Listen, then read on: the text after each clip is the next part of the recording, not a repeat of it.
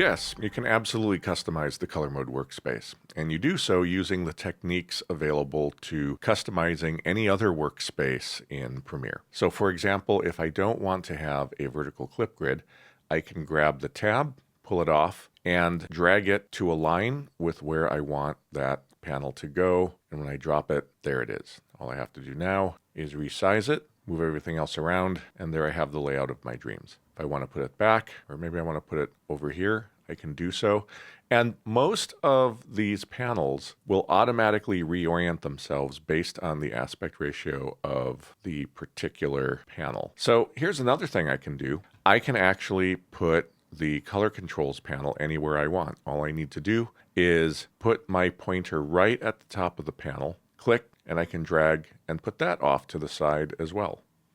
And in fact, there is a way to reflow all of this to be a nice column of tools, and even the operations have a stacked view specifically for this orientation.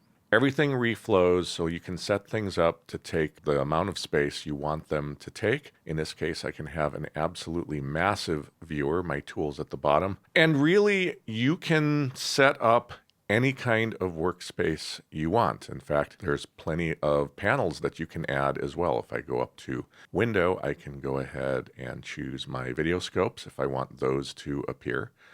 And just like everything else, those will reorient themselves depending on how I've got it set up.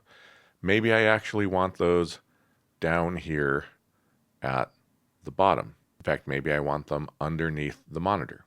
And then I may decide, you know what, on top of all of this, I want to have my properties panel available, but I only want the properties panel to be as tall as the monitor. So you have enormous latitude to build custom workspaces. You can save them like you would save any other custom workspace. And in fact, you can build workspaces spanning multiple displays if that's what you want to do.